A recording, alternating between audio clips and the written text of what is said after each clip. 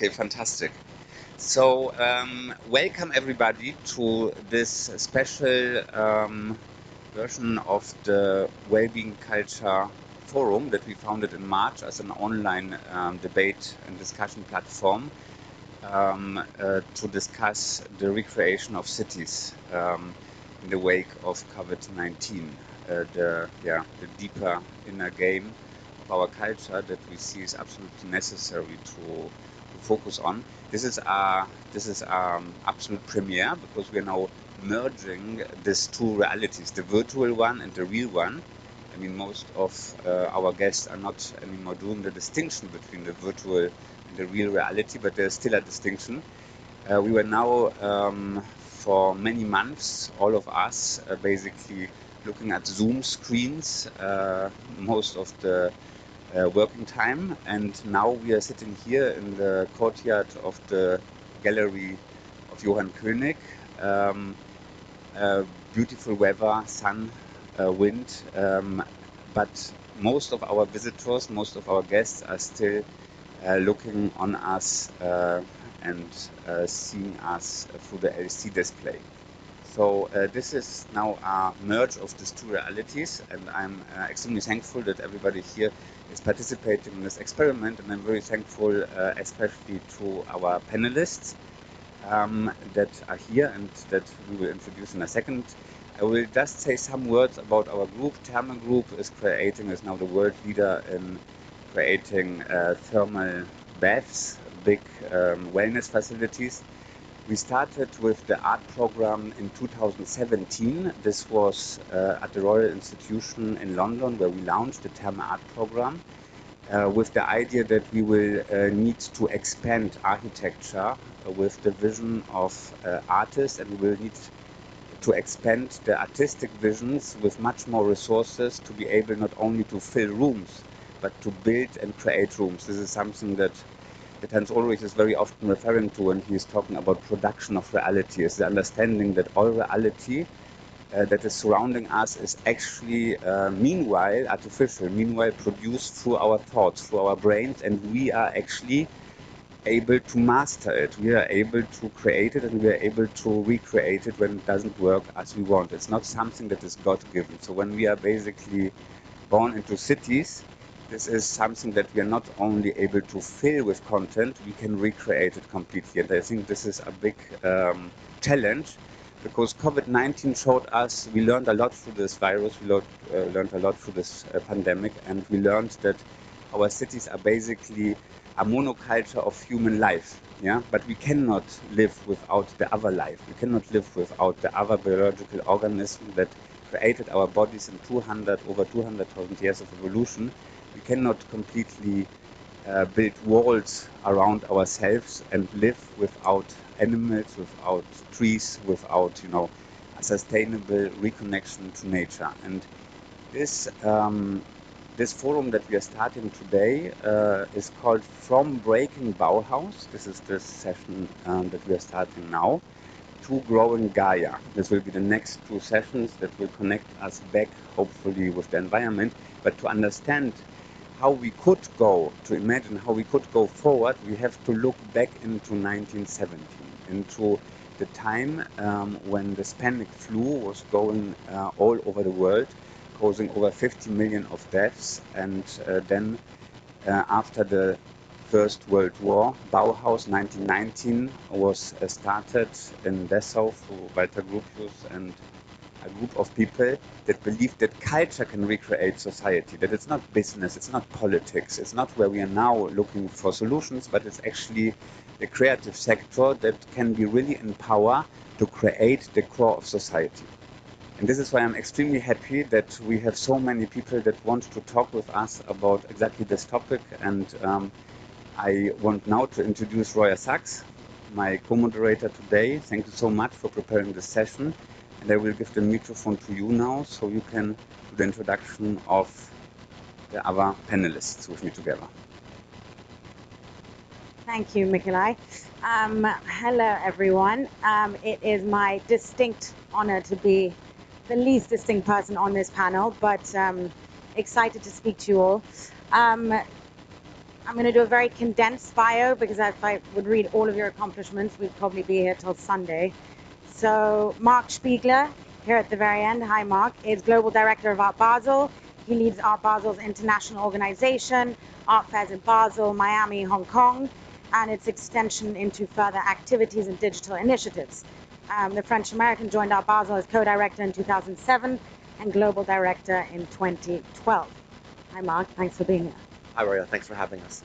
Thank you, Roya. And now it's my honor to introduce the, Hans-Ulrich Obrist, the person that when we met the very, very first time, and he agreed to be member of our advisory board, he said, we don't have to produce thermal baths, we don't have to produce buildings, we have to produce reality and we have to produce cities. And I don't have to mention the accomplishments of Hans-Ulrich Obrist, but I want to mention that he, not only as the director, the artistic director of the Serpentine Gallery, but also as our friend and partner in so many projects. We are looking so much forward to create this reality with you together, and thank you so much for coming. Thank you, Nicola. And now also Nicholas Graf, American-German multidisciplinary artist. Hi, Nicholas. He holds an MFA from the Kunstakademie in Düsseldorf, and his practice is around scenic, figurative narratives, dealing with painting, printmaking, performance. He deals with themes of trans-temporal developments, racial, political resistance, and systems of social broken heritage that we live in, and also how we've outgrown them. Recently also had shows in New York at Signs and Symbols and Melange in Cologne. And then it's my honor to introduce Virgil Abloh here on the screen behind me. I don't know if you can see me now looking at him. This is our experiment that we have the TV and the reality combined. I'm very happy, Virgil, that you joined this forum again after 2018. We created with Hans-Ulrich Obrist this extremely successful for us because we learned so much talk at Art Basel, Design Miami, back to the body with Turquoise Dyson, with Arthur Jaffa, and with other great contributors. And this is where we started to think about how city and culture is interconnected. And this is where I learned that you are actually an architect, and that your fashion design is also a way of creating a social sculpture of architecture. And we are totally fascinated with this perspective, and I'm very much forward to your thoughts in this talk. Thank you very much for being here. And now also virtually is here on my left, Sumaya Valley, architect and co-founder of the all-female run experimental architecture and research firm Counterspace in South Africa. A lot of their work is about research and interdisciplinary projects, about architecture, community engagement, installations, and urban research. And really key influences of their work is about inclusivity, otherness, and the future, which I think is very interesting in our topic today. Counterspace was also selected for the Serpentine Pavilion in 2020, which is now pushed to next year. But the firm is also the youngest recipient of the pavilion, so that's very exciting. Thank you, Sumaya, for being with us today. And then last but not least, behind me is Kunle Adeyemi, an architect, designer, and development researcher whose work is internationally recognized for his innovation and originality. He's the founder and principal of MLE, I hope I pronounced that right, an architecture and design and urbanism practice that he started in 2010. And prior to that, he also worked with Rem Koolhaas for 9 years. Thank you so much for being with us, Kunle. Sorry if I'm blocking you. Okay, so I really kind of want to dive in with this idea of breaking Bauhaus. But before we break something, we always have to explain why we're breaking it. So why Bauhaus, and why is this actually relevant 100 years on? Obviously founded in 1919, Bauhaus really strived to create a new type of living, reforming all aspects of life, from architecture to mass production, from teaching methods, living space, and also lifestyle. It really also emerged out of a very tumultuous time after World War I. And I think that's really a key factor in what Bauhaus strived to do. It was this idea of a new living, and what does the building of the future actually look like. And as we all know, history does repeat itself. So in periods of turmoil, the one thing that we've seen over and over again in history, from Dadaists during World War I, from Ab-X movement after World War II, is creativity booms and communities come together. And so we really have to use the past to actually understand the future. So in the wake of the kind of current global and cultural upheaval that we're currently experiencing, today we're really going to discuss what principles of Bauhaus we are taking into today's day and age, especially life post-COVID-19, during COVID-19. And there's a few rhetorical questions that are at the opening of the new Bauhaus archive book, which I think are just key questions for us to keep in mind before we start this session. How do we want to live? What should our homes look like? How can I achieve more with less? And what can I contribute to a better life? So in starting that, swiftly moving into a quote from Walter Gropius that Mikola and I discussed at breakfast this morning. The greatest responsibility of the planner and architect, I believe, is the protection and development of our habitat. And Ulrich, I'd love to start this with you. Why and how are these principles of Bauhaus relevant in understanding our current reality, or should we say habitat, like Gropius said? Yeah, I think to begin with the beginning, we need to sort of obviously address the Bauhaus and Alice Rawson, the great design critic. For those of you who don't follow her on Instagram, Alice Rawson has one of the most fascinating Instagram accounts in the world. And she, of course, points out in her extraordinary Instagram, a picture of the Bauhaus, which is hugely problematic. First of all, the brutal and tragic politics of its time, the collusion also, accusation of Nazi collusion, which goes, with the Bauhaus. And very important also, the misogyny in a way that maybe forgotten aspects are visited, right? Because obviously we always quote, Gropius, we quote the very few protagonists, but I think it's important that there are actually forgotten protagonists in the Bauhaus who are very important for, and maybe more important for what concerns the world today. So for example, Hannes Meyer, who is the school's second director, deserves revisiting because he was very interested in collective architecture. And I think that is something which is super interesting today, and is something I'm sure we're going to hear more from, the architects on the panel, who are all interested in that, as we know from previous conversations, the idea actually of how we collectively build something Hannes Meyer explored. Interesting also is, of course, Lotte Stern-Bese, who is one of the extraordinary, women protagonists of the Bauhaus, who is not remembered as she should. She was extraordinary. She was an urbanist, and coming back to what Mikola said, she planned actually habitats for living. She planned whole cities in Ukraine and Holland. So I think, in a way, I wanted to begin with that. I think if we think about what we can learn from the Bauhaus, we should do what Eric Hobsbawm always said, we live in an age of a lot of information, but not necessarily more memory.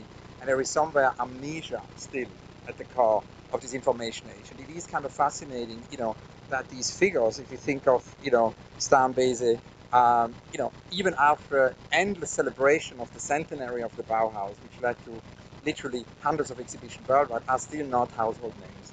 So I think that's important. I think the other aspect, in answer to your question, is of course the idea also of, in a way, thinking about sustainability. And in terms of design, we spoke about this with Enzo Mari the other day, because I'm working on a show with Enzo Mari for the Triennale in Milano, which should have opened actually in spring.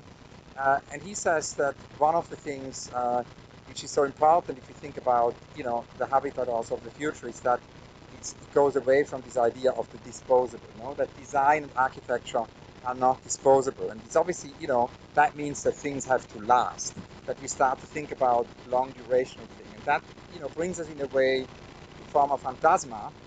The designers who at the moment have the exhibition at the Serpentine, and they looked actually at the history in a way of a material, and also the present use of a material, which is, the timber industry. gigantic industry, and we could do that also for other materials, in the construction industry, for example. And they look at the history of timber, in design, and they look how actually the sort of universalist and also homogenized use of timber leads to extinction. And that's, of course, something which is very important, because that is something which changed over the last century. There is not this idea of, a monotonized or homogenized solution. It's something which is maybe more local, so they talk about that. But they also, in their analysis of timber, actually take, for example, an IKEA chair, and they analyze how long we would use that chair for it to be sustainable. And we would have to use it for 80 or 90 years, which we obviously don't do. So these are just a few thoughts in answer to your question. Thank you so much, Hans-Ulrich. All so interesting and fascinating, and I agree there are so many protagonists that aren't enough spoken about. And all this idea about sustainability and resources is definitely something we're going to dive into, and this idea of eco-architecture and what does the future of our living look like. I think one of the other key principles that I'd like to also just kind of side curve into is also this idea of innovation and technology that really also shifted during the Bauhaus. So there was a new ethos that shifted with one of the first exhibitions, Art and Technology, a New Unity, in 1923. And suddenly we find ourselves in a time where art and technology have had to come together quicker and more so than ever before, I think, to be able to kind of communicate with the masses in every shape, from museums to corporate companies to also art fairs. So I think, Mark, I'd love to hear from you, especially because your VS Market report came out this week. And it was really interesting to see actually how many people went onto the viewing room and how many galleries. I think over 70% more joined this year than they did last year. So how do you see this new unity in our day and age actually impacting? That's a very large question. I'll try to keep it short, because I think there are many people who are maybe more interesting than me to follow. I think it's two things before I start. One is I think it's great to have two Chicagoans, me and Virgil, on the panel, because of course Chicago is where Bauhaus went after it left Germany and where it thrived in the States. Secondly, I really kind of question the title. I think it's not, for me, it's not about breaking Bauhaus. It's about embracing Bauhaus in a new way, a century later. I had a very hybrid day, and I think hybridity is the theme that I think about when I think about art and technology.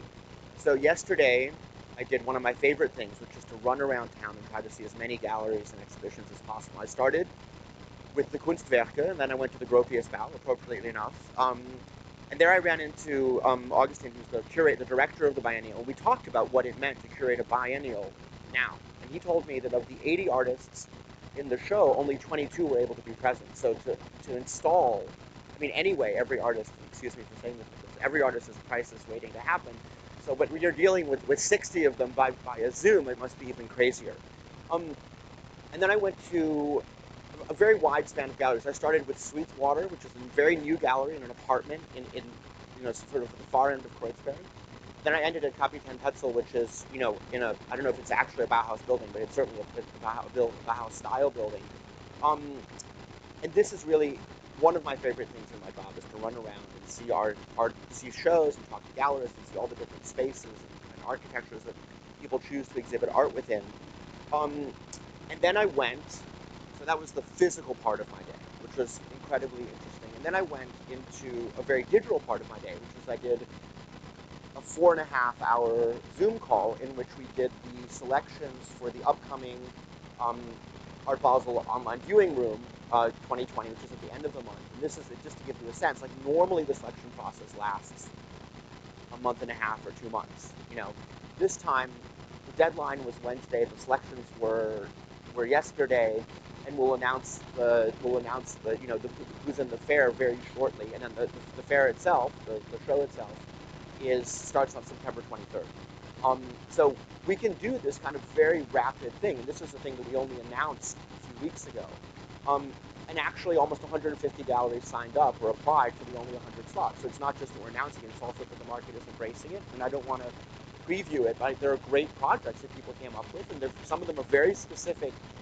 Well, they're all specific to the year, because all the works are from 2020, but they're also very specific to the context and to what's going on this year. And yet, I would never want to have a day which was only the second part.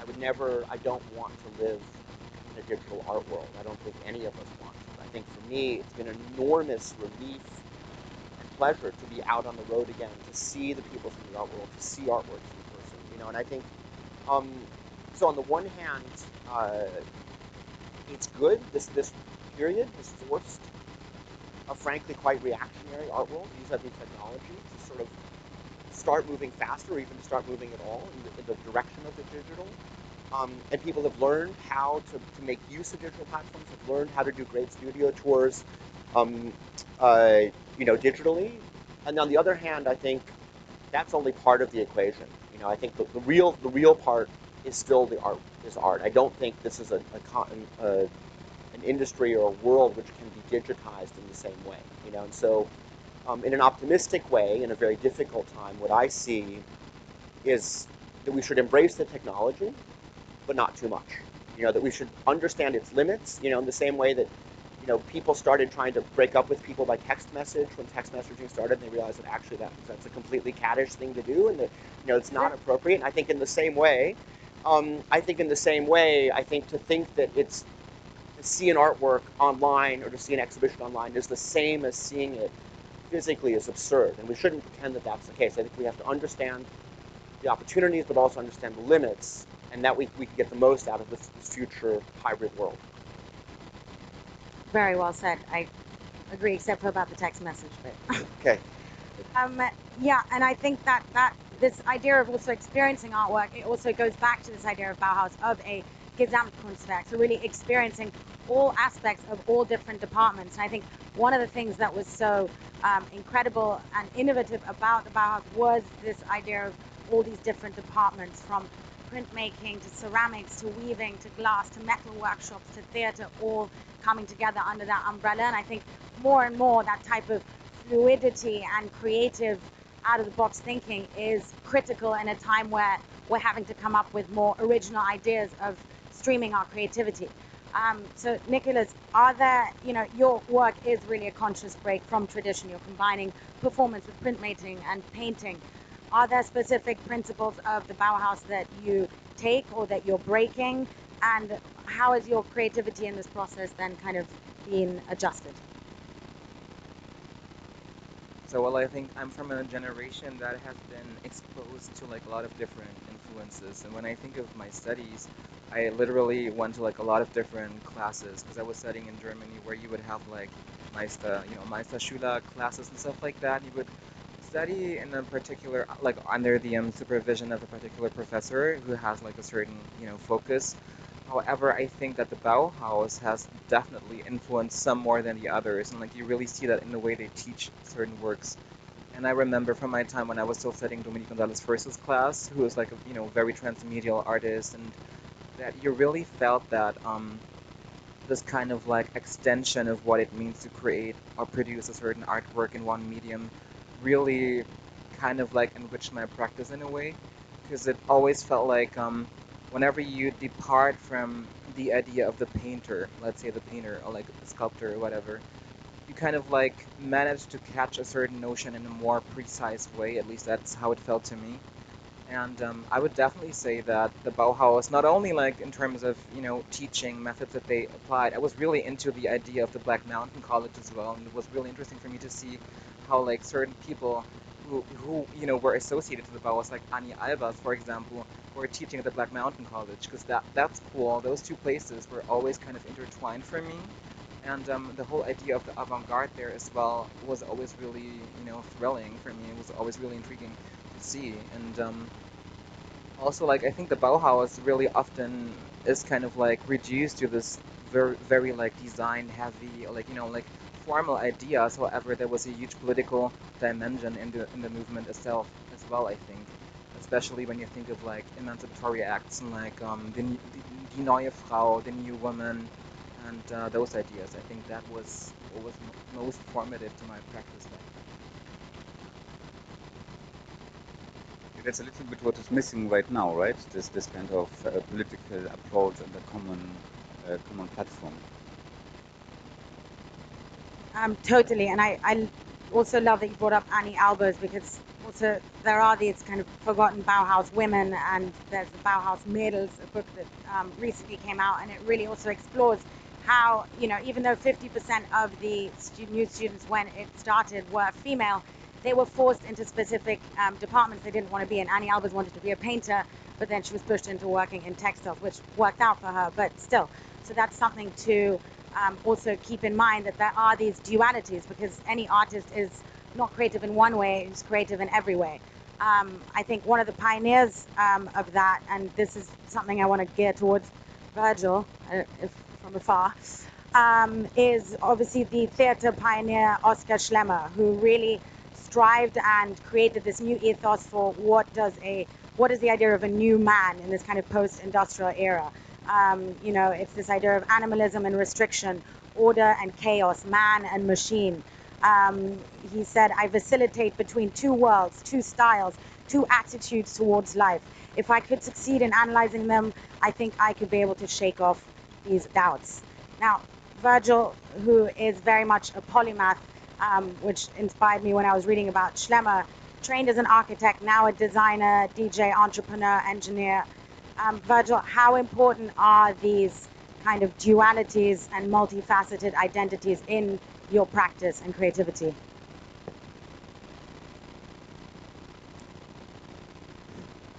Let's see if this works.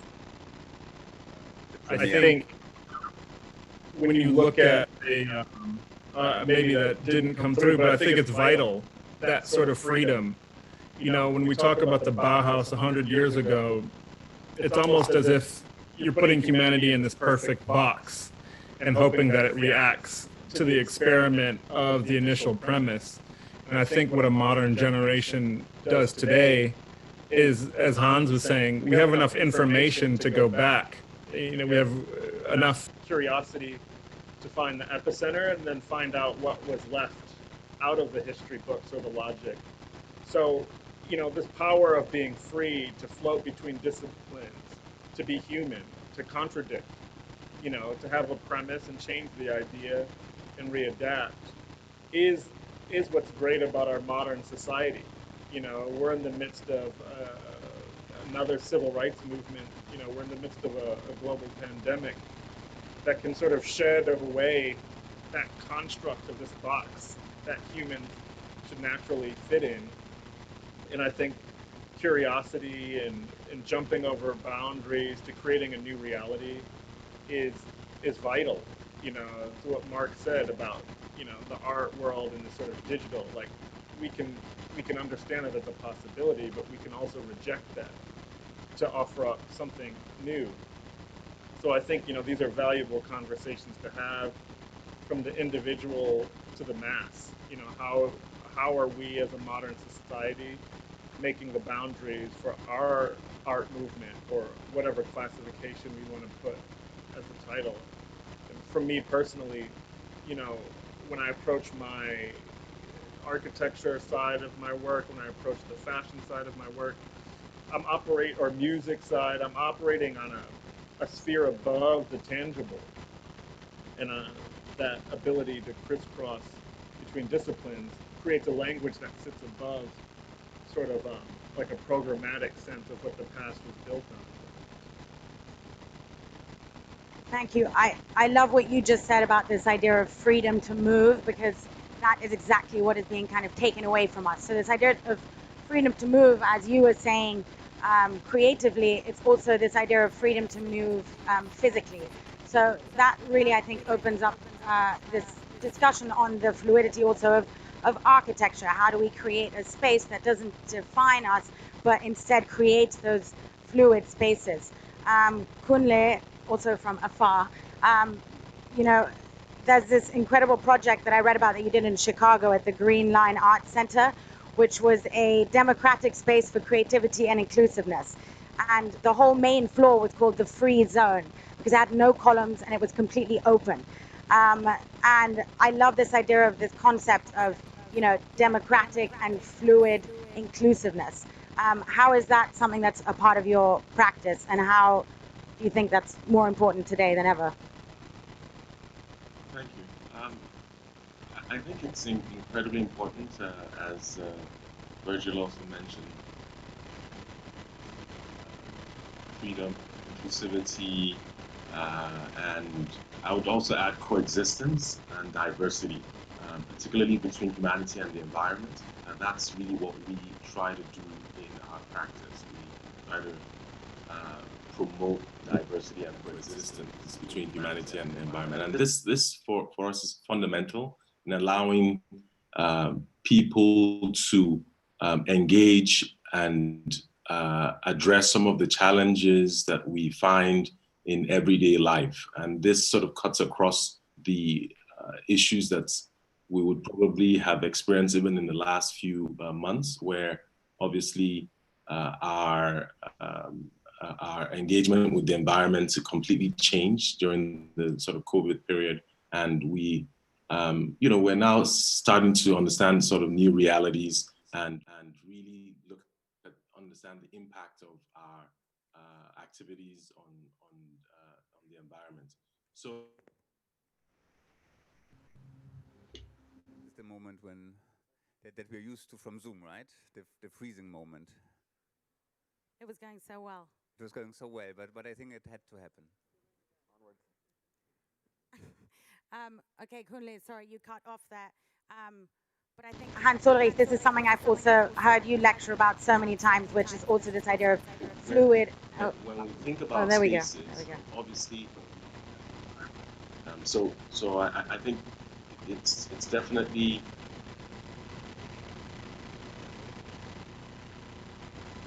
an important starting point, and this is all where I would also agree with Mark that the title for me is also more of a question than actually thinking of breaking. What are the relevant aspects of Bauhaus that still become useful in the next 100 years? So for me, I think that there are lots of exciting, lots of important bases as a foundation. Architecture that also goes into design, issues of materiality, scarcity of resource that we're engaging in, the environment, arts, bringing all these fields together. I think we're at a time where technology indeed seems to offer us still a lot of opportunities, but there's also a lot of knowledge that we can gain from history and how we have done so much with so little. So thank you very much. What you mentioned, and what was mentioned also by Hans Ulrich and by Roya before, and I think what everybody has in its mind is this physical distance on the one hand, but this super interconnectivity on the other hand, that are somehow contradictory tendencies that we are all exposed to. But what seems to be missing, and what was very visible, and maybe the strongest force of Bauhaus, was that there was a common goal, and many creatives wouldn't work just in island solutions for themselves, but they will work together to create something that was bigger than their own practice. And I wanted to ask Sumaya. I really enjoyed to talk now. Is our third talk that you're participating in, and every time I was totally amazed by the way how you think in interconnectivity. You're also representing Counterspace, that is an art collective, and I would like you to refer to the cooperation that was this element in Bauhaus and how you refer to it and relate to it.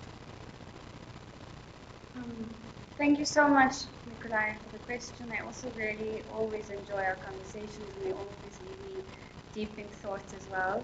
I think absolutely this idea that you're referring to of cross and interdisciplinary, but also really important, I think, is the blurring of categories.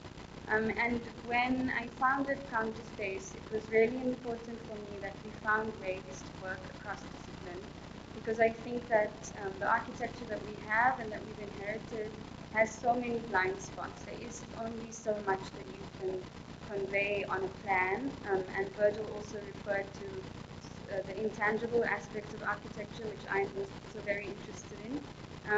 And I think, working across discipline, for example, working in film and working with other artists and designers is a way of drawing realities that are embodied, working with sound, things that are oral and that we draw heavily on from our African context and condition, or our southern condition. I think these things have something else to offer architecture, and it's very important. I think now more than ever that architecture starts to take on difference and diversity. And I don't mean that in terms of sharing common ground. I mean being able to imagine from places of difference.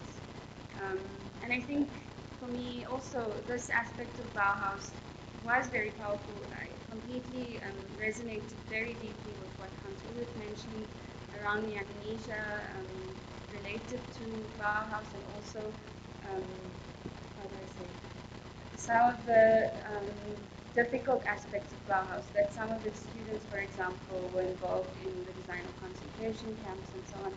So I think that, of course, there is much that is difficult, but for me, there is also this reassertion of how political architecture and design is, and always is, whether it's for good or for bad.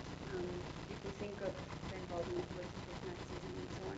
But I remember visiting Bissau last year, and I was very taken with a photograph that I saw there of a Bauhaus building that had German gable windows built onto it by the German government at the time.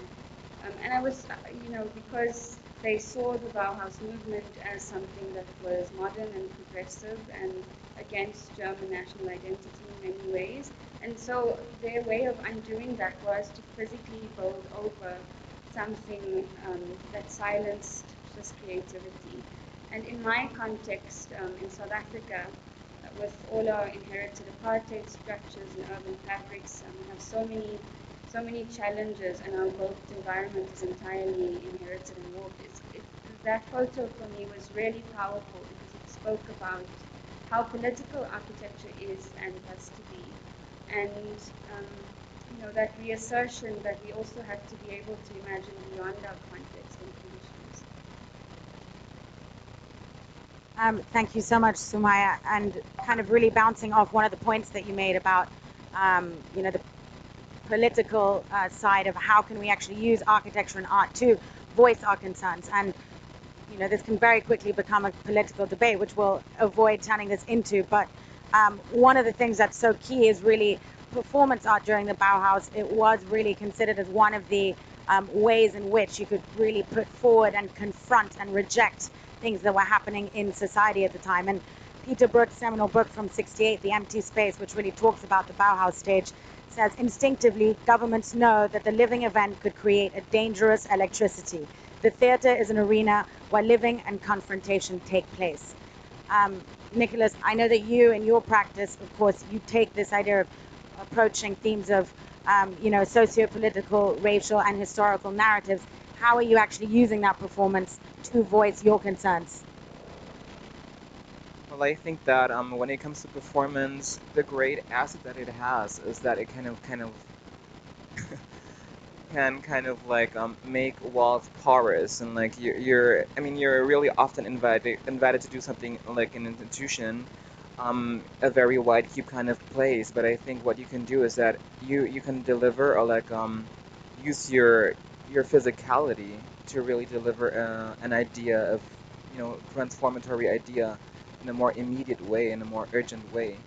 And when I like this, they were describing it as like some sort of electricity, which I think is very fitting, because you literally can transcend certain walls with that. And I think you're spreading words, even if you take into account that you can use like sound and stuff like that. Words are reaching people's minds in whatever kind of way, and I think that's what performance can do in a really nice way. You're activating people's minds, and also it's not really expected. The format is pretty open. If you want it to be like that, you can play around with the stage, with the idea of the stage. And I think what architecture does really often is that it kind of gives it sets the parameters for whatever happens in that space. And as you have like legs, you can move around and stuff like that. I think it totally gives you the ability to transcend those hurdles. And as we see today, for example, this is in a way really performative for me. Like we're trying to, circulate certain ideas, discuss something, and we have like, the information traveling through like various channels, and I think that's really the asset. When I think about the title for this discussion, I'm really thinking like it's not so much that you want to break something, like destroy something. It's rather that you kind of like try to make things porous and like try and see, filter what was maybe interesting, what was problematic, but that to like kind of filter and get that certain essence of what Bauhaus might mean or still means for today's yeah, cultural sector really. Thank you so much, and I really, touching on all of those points really, and this is something that Hans Ulrich in so many of your lectures has really inspired so many people. Your focus also on Cedric Price's Fun Palace, which was developed in the early 60s, which was again this idea of an interchangeable space. What does the future city look like? What does the future of culture? And really this idea of a university of the streets. And today, more than ever, I think we are becoming a university of the streets. So how do you think that is something that we're looking at into the future? Yeah, I think just following on what Nicola said about the idea that it's not so much about only breaking it. I think it's, of course, I mean, Daniel Birnbaum often quotes Panofsky when he says, and this is it's a sort of a interpretive quote. It's not a direct Panofsky quote, but Panofsky somehow said something like, we use fragments from the past to invent the future, and that's how I kind of read your title. And so of course it is important, to critically assess the Bauhaus, as very much Sumaya said, and it's important at the same time to think, how can we use fragments from the past to kind of build the future. And it's interesting if you look at the neo-avant-garde of the 60s, and the Fun Palace you mentioned, it's actually Cedric Price together with John Littlewood, and John Littlewood was this amazing street theatre pioneer. She pioneered street theatre in the UK, so it was a collaboration, an interdisciplinary collaboration. And I think that has been in several of the remarks so far, I think, something which has been mentioned, that the interdisciplinary aspect of the Bauhaus is super relevant for now. I think that we need to, it's a moment where we can only address the big questions, and of course ecology is one and the major topic, but many other topics we can only address them if we go beyond the fear of pooling knowledge, if we basically break down silos. And I mean, I remember when I grew up in Zurich, as a teenager, I went to see, I think, about 40 times this exhibition of Harald Seemann, Hang zum Gesamtkunstwerk. And then, that's how I found out about Schlemmer, that's how I found out about Schwitters, that's how I found out also, about Beuys. And in a way, it was very much this connection, of course, and that, to wrap it up, that is what the Fun Palace was. It was basically inspired by Moholy-Nagy, inspired by Lissitzky, inspired by Dorner and what Dorner wanted to do in Hanover.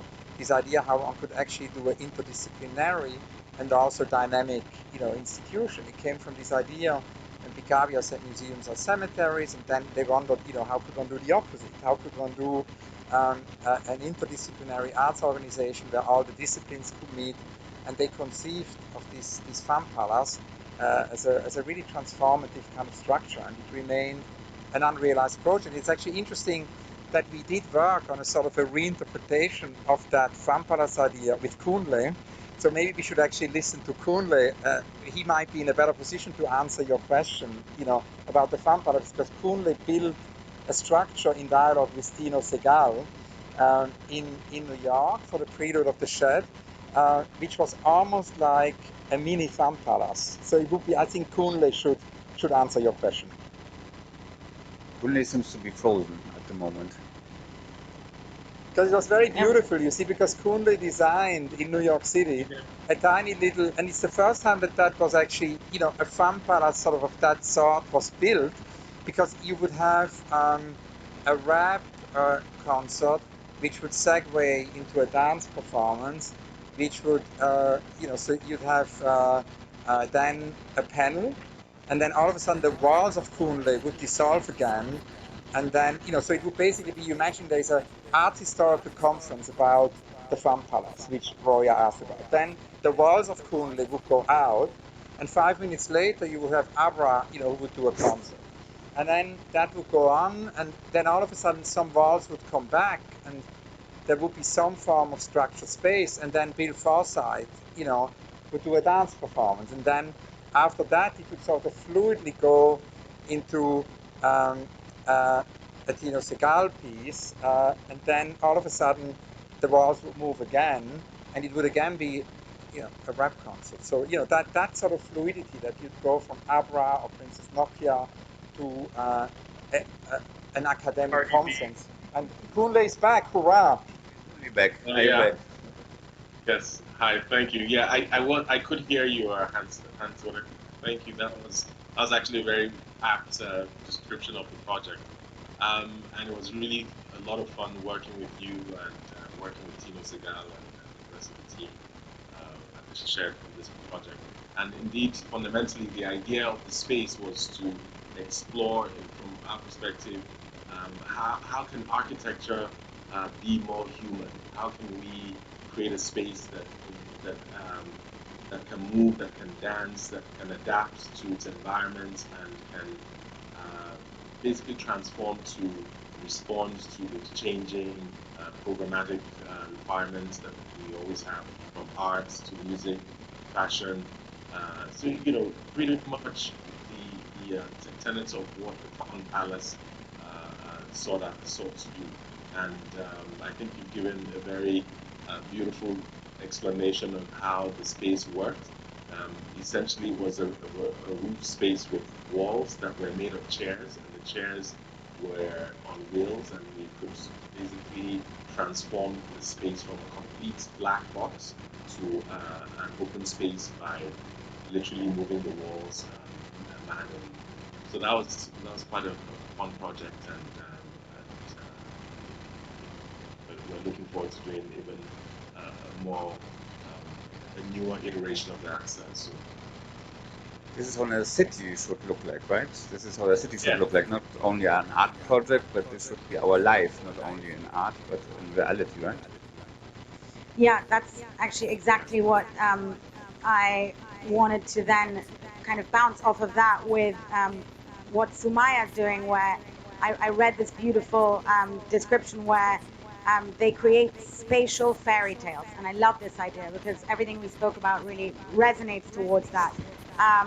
And she writes so beautifully, so I have to say one quote about this thinking of architecture and a city life is, as spatial practitioners, we must become more fluent in comprehending our context. We do not situate our practice with having a luxury, choosing not to see the realities of our city. The city is there if you know how to read it. So, Sumaya, if you can hear from far away, has the purpose of our city actually changed, or have we simply been reading it wrong? I think we've been reading it in one way for too long.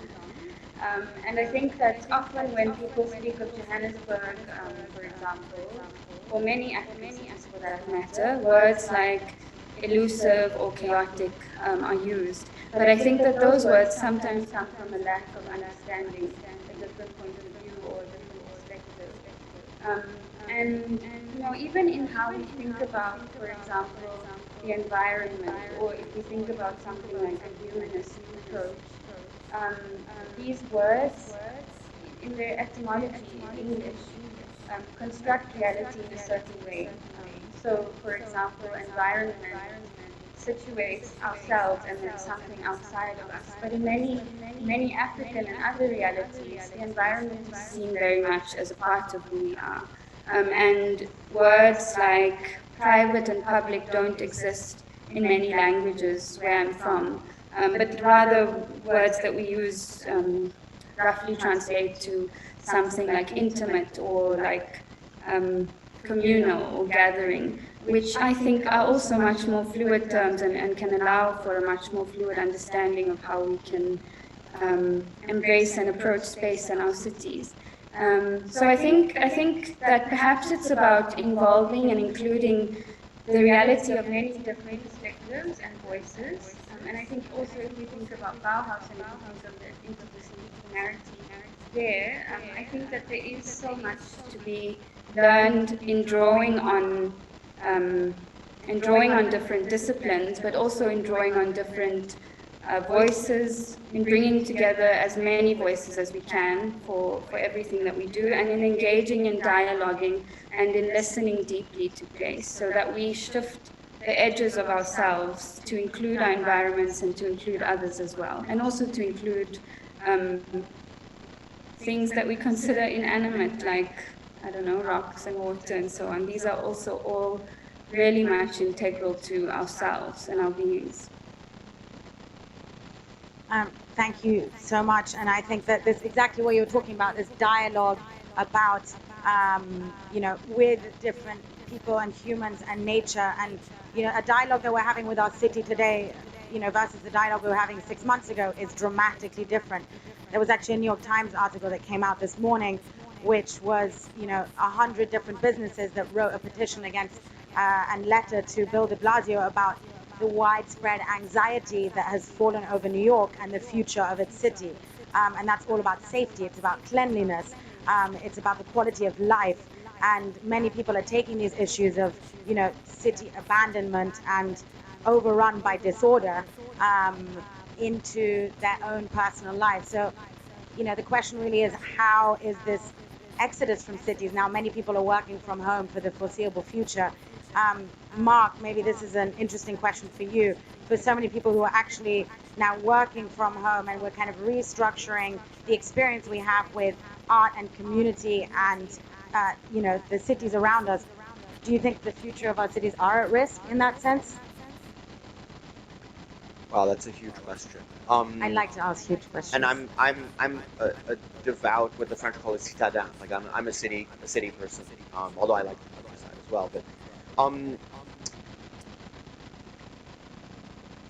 I think in a weird way, like the cities that are most interesting to me, the cities that excite me the most, are places like Istanbul, Beirut, Mexico City, Naples. Imperfect cities, just like we're imperfect people. And I think, in a weird way, obviously what's happening to New York right now is terrible.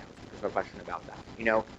But actually, what was happening to New York before was terrible, which is that basically, if you weren't like an ultra high net worth individual, you couldn't work or live within the city. And the reality is that a lot of the people who've left New York now are the people who can afford to.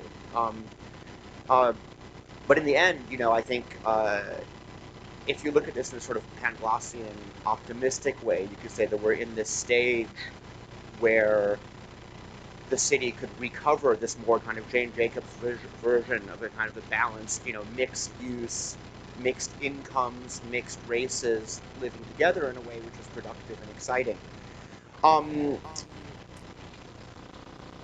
I think I'm not one of these people who believes that everything is going to change. I think if there's one thing that's going to change as a result of this pandemic, it's the way in which we work. I don't see many people going back to working, the classic like Swiss 8 a.m. to 5 p.m., 5 days a week in the office, etc. And I think, a lot of people will work from other places, where they can have better, more balanced lives. But it doesn't mean that the cities have to get hollowed out in the process. I think that may give more room for more interesting things that aren't as sort of capital intensive. I think one of the great things about Berlin is that it's the kind of place where you could do a super niche little thing because your rent was next to nothing. Also, little galleries can survive here. So, I think we have to make it through, and I don't think all cities will make it through. I don't think all businesses will make it through, and a lot of it will depend upon how good the governments are at doing their job. I haven't read this letter to de Blasio, and I'm not really sure what they're asking him to do. But I mean, the fear, the risk is real, but it's not, to come back to Virgil's point before, we're in this moment of change, and I think those of us who have the power to steer things a little bit should be thinking about this classic phrase that you can either be an agent of change or a victim of circumstance. And even as much as events are rolling over us, the question is to what extent can we, in this moment of disruption, push the cities towards something that's a better version of what we had before, and not a total collapse. And my belief is that some cities will more or less collapse, and other cities will intelligently, through the actions more of the citizens and of the politicians, redirect themselves into a better version of what they were before. I don't know if I answered your question, but I tried. Solidly. And exactly on that point of Virgil, I think this idea of working really bleeds into collaboration, because it's this human contact, it's engagement and collaboration, of course.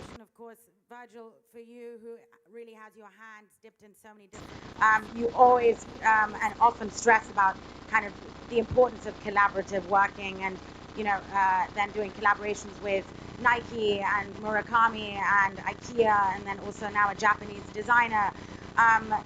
Can you share, why collaboration is so important, and also how it can manifest itself in urban planning? Well, I think it's, even in this year in 2020, we can understand, the disconnect that happens between humans when we don't communicate. I often swap the word collaboration just for conversation. Like every time I talk to Hans, like 30 ideas brew out of that. Every time I talk to a best friend, an idea emerges. And, understanding that we as humans have so much to solve for, equates to we need to be in conversation. We need to find the middle ground between both of our sentiments. This talk is very much that. Like, by all of us speaking in sort of a cyclical form, we're sort of organizing things that are intangible. And when we talk about modern ways of working or modern ways of communicating, something that really spoke out to me is when Hans is, before we start talking about the Bauhaus, we're revisiting the parts that were left to amnesia, where we're sort of having a looking back view. And I think when it comes to looking forward, there's a lot that can be solved for within sort of blurring disciplines, but also, blurring practices. And I think that's for the better of the whole ecosystem when